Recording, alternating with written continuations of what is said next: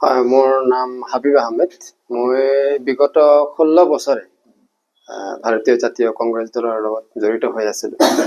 আপোনালোক সকলোৱে গম পাইছে, যোৱাকালি মই সম্পূৰ্ণ ৰাজনৈতিক কাৰণত ভাৰতীয় জাতীয় কংগ্ৰেছৰ সকলো বিষয়ববীয়াৰ পৰা লগতে দল ত্যাগ কৰিছোঁ। আপুনি কিহত কি পোষ্টত আছিলে? মই বৰ্তমান যুৱ কংগ্ৰেছৰ ৰাজ্যিক সাধাৰণ সম্পাদক আছিলোঁ। ইয়াৰ পূৰ্বে অংকিতা দত্তৰ সময়ছোৱাত মই উপসভাপতি আছিলোঁ যুৱ কংগ্ৰেছৰ। কিয় বাদ দিলে আপুনি? হয় চাওক, যোৱাকালি আপোনালোকে গমেই পাইছে, মই এইখন যি পদত্যাগ পত্ৰ, এই পদত্যাগ পত্ৰখনত মই প্ৰায় 11টাকৈ কথা মই উল্লেখ কৰিছোঁ। তাত স্পষ্টকৈ মই কৈছোঁ যিবোৰ মোৰ মনৰ কথা, যিবোৰ কেৱল মোৰ মনৰ কথা নহয়, এতিয়া ক'বলৈ গ'লে সাধাৰণ যিবোৰ কৰ্মী আছে কংগ্ৰেছ দলৰ, তেওঁলোকৰো মনৰ কথা একেই। বিগত 16 বছৰ মই দলটোৰ হৈ ওতঃপ্ৰোতভাৱে নিষ্ঠাৰে মই কাম কৰি আহিছিলোঁ।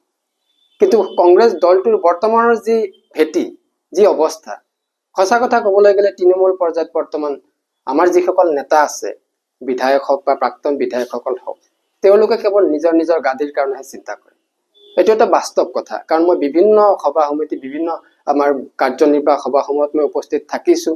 তেওঁলোকৰ যি এজেণ্ডা, তেওঁলোকে যি ধৰণে ভাবে, সঁচা অৰ্থত বাস্তৱ কথাত ক'বলৈ গ'লে তেওঁলোকে কিন্তু প্ৰকৃতাৰ্থত ৰাইজৰ কথা নাভাবে, কেৱল তেওঁলোকৰ নিজৰ গাদীৰ কথাই ভাবে বা চিন্তা কৰে। আজি চাওক, আজি এয়া অপ্ৰিয় হলেও সত্য কথা, কংগ্ৰেছ দলৰ কৰ্মীসকলে গম পায় যে আজি সমগ্ৰ কংগ্ৰেছ দলটো গৌৰৱ গগৈ ডাঙৰীয়া কেৱল নামতহে সভাপতি হৈ আছে। আজি কংগ্ৰেছ দলটো সম্পূৰ্ণৰূপে পৰিচালিত হৈ আছে ধুবুৰীৰ সাংসদ সন্মানীয় ৰকিবুল হুছেইন ডাঙৰীয়াৰ দ্বাৰা। এয়া সকলোৱে গম পায়।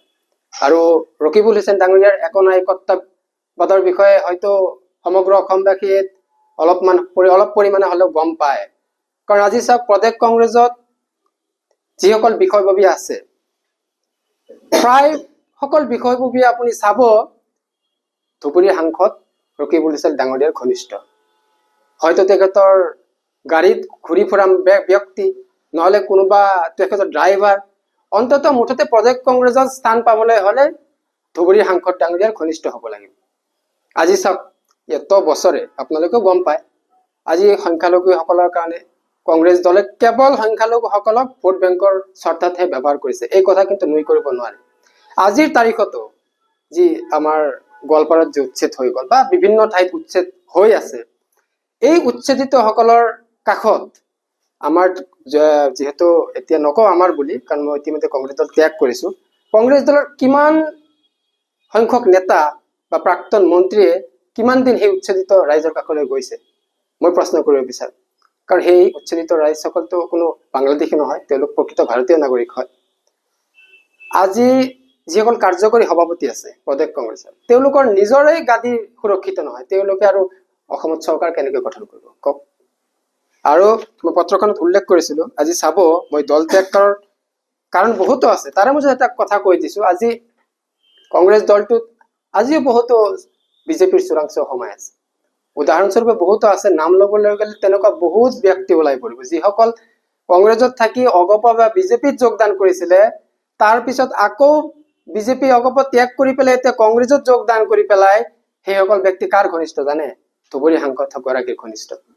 হয়,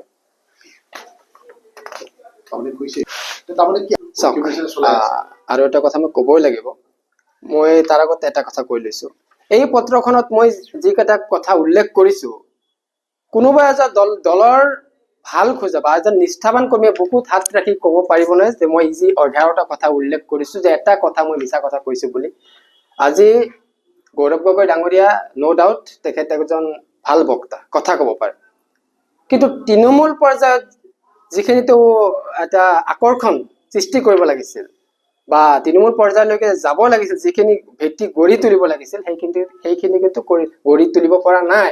আজি মোৰ ক্ষেত্ৰত কৈছে, মই 16 বছৰ বিনা স্বাৰ্থে মোৰ নিজৰ আমানতৰ ধনেৰে মই যিমানখিনি পাৰো দলৰ হৈ ৰাইজৰ হৈ প্ৰয়াস কৰিছো, মই চেষ্টা কৰিছো কাম কৰিবলৈ। আজি গৌৰৱ গগৈ ডাঙৰীয়াক মই বিগত 6 মাহৰ পৰা মেছেজ কৰি পেলাই এটা ৰিপ্লাই নাপালো, অথচ গৌৰৱ গগৈ ডাঙৰীয়াই মেছেজবোৰ কিন্তু পঢ়ে। এয়া দুখ লগা বিষয় নহয় যে? এয়া নিশ্চিতভাৱে দুখ লগা বিষয়। কাৰণ চাবলৈ গ'লে গৌৰৱ গগৈ ডাঙৰীয়া যেতিয়া কংগ্ৰেছ দলত আহিছে, তাতকৈ আগত মই কংগ্ৰেছ দলত যোগদান কৰা। মই 2009ৰ পৰা NSৰ লগত জড়িত হৈ আজি 2026 চনলৈকে মই কংগ্ৰেছ দলৰ লগত জড়িত হৈ আছিল। চাওক, বংশবাদটো অপ্ৰিয় হলেও সত্য ইমান দিন মোক বন্ধ কৰি ৰাখিছিল যদি ক'বই লাগিব। দলটোত বংশবাদ কিমান দূৰলৈকে মানে স্থান পায় বংশবাদে, সেইটো আপোনালোকে নিশ্চয় জানে। আজি হয়তো তেখেত যদি মুখ্যমন্ত্ৰীৰ পুত্ৰ নহলহেঁতেন, ইমানখিনি ৰাইজৰ দৃষ্টি আকৰ্ষণ কৰিব নোৱাৰিলেহেঁতেন। আজি মই বেলেগৰ কথা কি ক'ম, আজি আমাৰ জিলাৰ কথাই কওকচোন, আজি বৰপেটা জিলাৰ কথাই কওকচোন। ইয়াতে কোনে কোনে নেতৃত্ব দিছে? প্ৰাক্তন মন্ত্ৰীৰ পুত্ৰ, মন্ত্ৰীৰ ভাতিজা, ভাগিনা, অমুক তমুক, সেইসকলকে নেতৃত্ব দিছে। হয় চাওক, ইতিমধ্যে তেখেতক এবাৰ পৰাজয় বৰণ কৰিলে।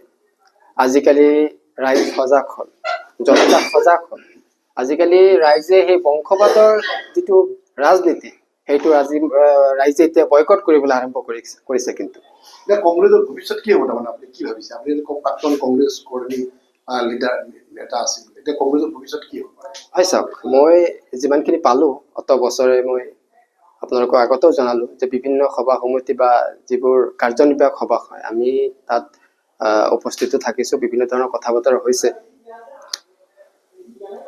দলটোত বৰ্তমান কোনো তেনেকে এজেণ্ডা নাই। প্ৰত্যেকে নিজৰ গাদীৰ স্বাৰ্থতহে তেওঁলোকে ৰাজনীতি কৰাক লৈ ব্যস্ত। বিধায়ক হ'ব লাগে, কিছুমানে সপোন দেখিছে চৰকাৰ আহিব, কিছুমানে ইতিমধ্যে মন্ত্ৰিত্ব ভগাই লৈছে যে মই এইটো ডিপাৰ্টমেণ্ট ল'ম। গতিকে দলটো এই ধৰণে বৰ্তমান পৰিচালিত হৈ আছে ক'বলৈ গ'লে।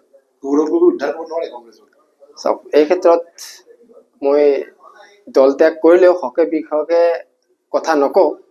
গৌৰৱ গগৈ ডাঙৰীয়াজন সুবক্তা, মই কৈছো, তেখেত জনা মানুহ, জ্ঞানী মানুহ, কিন্তু যি ধৰণে তেওঁৰ গতিবিধি, সেই ক্ষেত্ৰত কিন্তু চৰকাৰ অহাটো খুবেই অসম্ভৱে যেন লাগিছে। তৃণমূল কৰ্মী গুৰুত্ব নিদিলে। চাওক, তৃণমূল কৰ্মী মানে তেওঁ পূৰ্বৰে পৰাই আমি দেখি আহিছো, বহুত পূৰ্বৰে পৰাই তেখেত যেতিয়া মানৱ বৰা কংগ্ৰেছত আছিলে আৰু দুই এজন তেখেতৰ ঘনিষ্ঠ আছিলে, বেছিভাগ সময় গৌৰৱ গগৈ ডাঙৰীয়া তেখেতৰ যি সংখ্যক নিৰ্দিষ্ট ঘনিষ্ঠ সংখ্যক ব্যক্তি, সেইসকলক লৈহে তেওঁ ৰাজনীতি কৰিব বিচাৰে। সাধাৰণ আমাৰ দৰে কৰ্মী হয়তো ৰাতি কেতিয়াবা যে 2 বজাত ফোনো কৰো, কিন্তু তেতিয়া কিন্তু তেখেতক পোৱা নাযায়। অলপ তেখেতৰ সেইটো নুই কৰিব নোৱাৰি, যিহেতু ক'বলৈ গ'লে ৰজাগৰীয়া বুলি ক'লেও ভুল নহ'ব।